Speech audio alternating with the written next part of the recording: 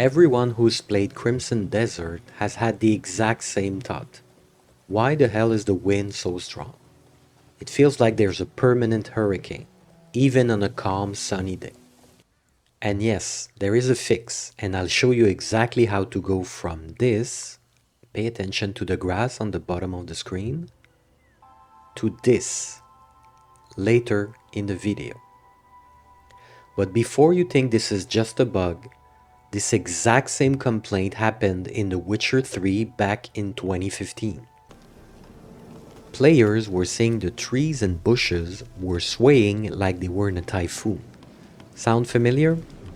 The footage I have here is in low resolution. Sorry about that, but it clearly shows that this is not uncommon for large open world games. So why do big open world games keep making the foliage wind feel too strong? It's not laziness. It's actually a clever but imperfect trade-off in how modern engines simulate wind on millions of plants. Today, we're breaking down exactly how BlackSpace GPU wind system works and why they exaggerate it for distance and whether it's genius or just overdone.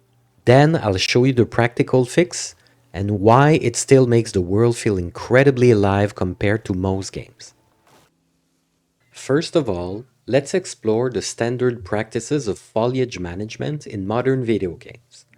And just to be clear, the term foliage refers to the trees, trunk and leaves, the bushes, the flowers, the grass, along with small objects on the ground such as branches, fallen leaves, etc. So all of these assets can be very expensive in an environment and must be optimized by a solid system, or else the game would run at 15 FPS. So the basic first step is to have a LOD system, or level of details, that will load the different versions based on the distance to the camera. So every asset has to have different versions. Specifically for foliage, the lowest LOD is usually called billboard clouds, or octohedral imposters, which are multiple intersecting planes that will look believable in 3 dimensions. Octohedral as in 8 faces to cover most camera angles. It's worth mentioning that leaves are already optimized assets by nature. They are made of 2D planes with a texture using opacity so that we only see the leaves, leaving out the negative space invisible. But most foliage assets have many opacity cards, making these quite expensive. And the real issue is foliage density. So extreme optimization techniques are a must so that the game can run smoothly. In order to create a believable natural environment, we need to use a lot of foliage. And what Crimson Desert is doing is that they're not using the imposter system for the faraway trees. You can see the trees in the distance with proper shadows and wind animations. The long-distance rendering of their environments was a major selling point for the game. So they made the decision to preserve the high quality for their foliage. And here is why we have crazy wind in this game. BlackSpace, like Red Engine in The Witcher 3, draws foliage insanely far with animations still active. In real life, distant wind is subtle and invisible on screen. Devs deliberately exaggerate amplitude and speed so the motion reads as wind even at hundreds of meters away. Without the exaggeration, the world would feel static and dead at long range. The goal isn't one-for-one realism. It's making the environment feel dynamic and reactive. Subtle wind looks boring in a video game and wouldn't be visible from afar. Strong, constant motion sells the fantasy of a breathing, living open world. Bird Abyss clearly went for epic and dramatic over meteorologically accurate. The problem with this decision, or rather the trade-off they have accepted, is that the wind value cannot be changed by distance. BlackSpace uses a GPU-based procedural wind system, vertex displacement plus wind vectors. Full per leaf physics would be too expensive in a massive open world. To make cheap vertex animation look natural and non-stiff, they crank the multipliers. The result? It works great at distance and scale, but feels over the top up close. Foliage gets the heavy wind treatment because it's cheap to animate thousands of instances. Player hair and clothes use more costly simulation and often dialed back for performance. That mismatch, the violent grass moving while your cloak is still, is exactly what players notice and complain about. What GPU wind simulation actually is.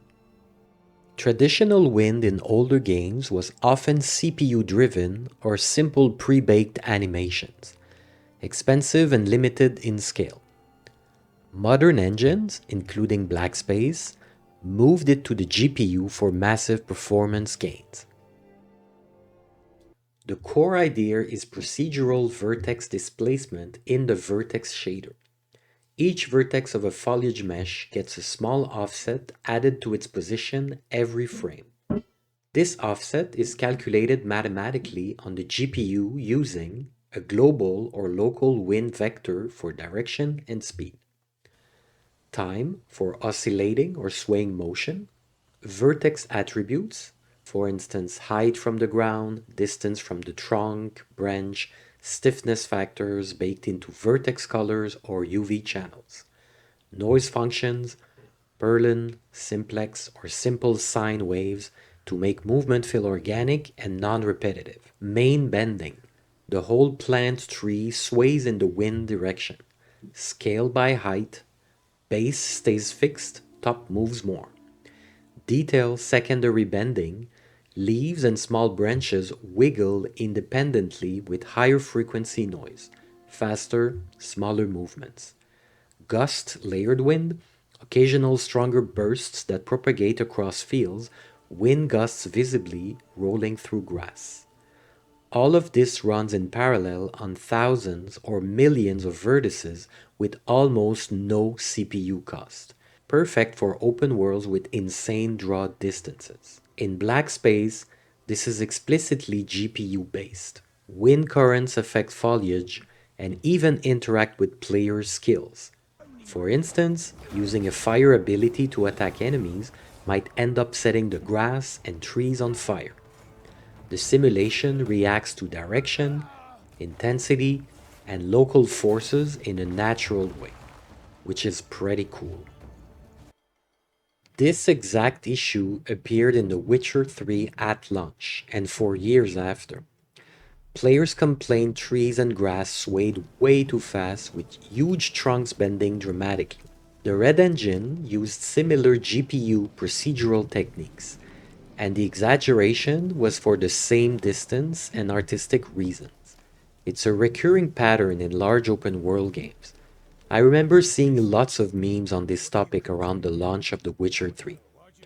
I specifically remember while playing, there was a cutscene during the Red Baron series of quests, and there was a long cutscene with the Baron talking with Geralt, and by the windows we could see the trees going crazy. It was not just The Witcher 3. Horizon Zero Dawn had to deal with that same issue. This is a game that was praised for its amazing environments and the foliage is of very high quality, but they were using the same system. Granted, in this clip, it's in a stormy weather, but look at this tree. It looks like it's about to explode. So all the game using this same system are prone to the same issue. If you're learning from these videos but are still struggling to put everything together into a full environment, that's exactly why I built my full course.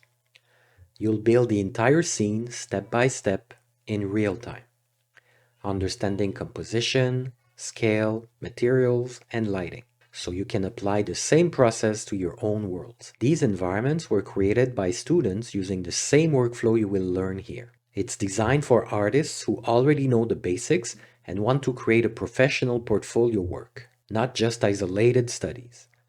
This isn't about learning tools, it's about learning how professionals build environments. If that's where you're trying to get to, you can check the link in the description. Now I have to show the trick to tone down the wind effect. First of all, I cannot take credit for this. I have seen these settings being shared in many videos online. I'm not sure who found out about this first, but here's where I heard it from originally. So here are the settings to look for. I have an NVIDIA graphic card, and the video I got those settings from too, so you might need to play with those settings if you have an AMD, but you should be able to get the same results for sure. You'll need to use the DLSS 4.5 upscale mode, DLAA for the upscale resolution. DLSS frame generation can be either turned on or off. This won't affect what we're doing. DLSS ray reconstruction must be turned off. NVIDIA Reflex can be turned on. VSync should be turned off. Then in the graphics tab, model quality should be set to high. Texture quality at cinematic. Shadow quality at high. Lighting quality at ultra. Reflection quality at cinematic. Advanced weather effect turned off. Water and foliage quality at cinematic, volumetric fog quality at high, and all the bottom options at cinematic. Then on the accessibility tab, set the blur intensity to 0. So we will be going from this level of wind, and mind you, I chose this spot for a reason. This is a very windy area. Let me show you on the map where it is. And after we are done with the settings, it is still going to be windy because that's part of the design of this forest, but you can see that the grass and flowers are much less affected and the trees are moving a bit more slowly. Test the before and after in many different areas. You will see that it helps a lot. So what can we learn from the foliage system of Crimson Desert as environment artists? First, let's break down how these things are handled on most productions. Custom foliage is usually done by vegetation artists or biome artists. Environment artists may be tasked with doing custom foliage, but in most cases, they will not and will be asked to make sure the trees, the bushes, the flowers and grass are placed correctly in the engine, and they have to follow the optimization guideline. Now the systems are created and handled by the tech artists and directors, but don't think you are detached from any responsibilities. Every member of the art team is responsible for optimizing the portions of the game they are working on. You might be asked to fix bugs regarding placement, clipping, wrong behavior, wrong material being assigned, etc. But you won't be changing the global value of the wind, because that would break everything. So if you're still looking to get your first full-time job in a game studio, you should keep improving your core skills like composition, storytelling, modeling, sculpting, texturing, using shaders, etc., etc. But you should also try to learn more about production pipelines. It's not expected of you to build a large environment and show advanced optimization knowledge. That would be very good, by the way, but not necessary. But if you are showing foliage in your environments, try to understand the system behind it a bit more. Don't just import your assets from Megascans, make the scene look pretty, and be done with it. Try to see the impact on performance. By the way, I have a portfolio checklist that will give you tips and get your priorities straight when applying for a studio. The link is in the description. There's a very funny story about Zelda Breath of the Wild's production, where a designer increased the value of the wind in their engine for a specific shrine and pushed the update. The next day, most destructible assets in the world were broken against walls and other non-destructible assets. That's because the value was tied to a global parameter that affected the whole world, and the game was using physics. So just like for Crimson Desert, everything works with systems. So by toning down the wind value, we lose the movement of the trees in the distance. It is still moving, but the player will not be able to read it as it is too subtle. And then it goes against the principle that guided their decision of having a world that feels alive even from a far distance. So in conclusion, what many players have been complaining about is a legit point of criticism. The very intense wind on what seems to be a calm sunny day does break immersion. In this video, we examined what led the team at Pearl Abyss to make this conscious decision. They had to deal with the very far distances that was the main feature of the game, and of course, also the closer distance to the player. Having decided to use a system that allows to see high-quality trees move even hundreds of meters from the camera, they thought those trees should look like real trees from that great distance. Now, maybe after learning about the reasons that can explain this peculiar design and artistic decision, some people will understand better and maybe will be able to tolerate it a bit more. If not, there's a fix in the settings. No need to wait for a patch. And a quick thank you to the members supporting the channel. Your support helps make these videos possible.